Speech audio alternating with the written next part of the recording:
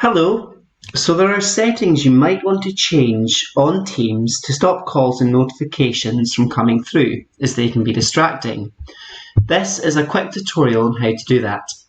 So the first function that I'm going to teach you how to do is to stop calls coming through on your device. So what you need to do is you need to open up your Teams, and then you need to click on your team.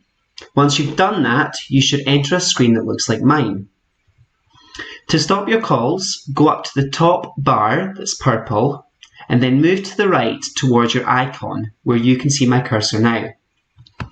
Click on your icon and then go down to settings, and once you click on settings there should be a sidebar for calls.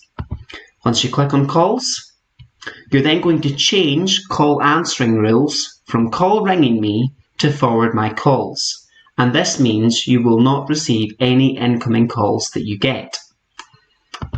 Cross off that, and now I'm going to teach you how to turn off your notifications.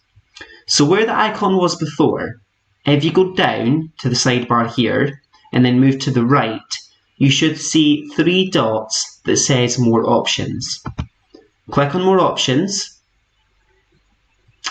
then go onto channel notifications and scroll across and down to customized.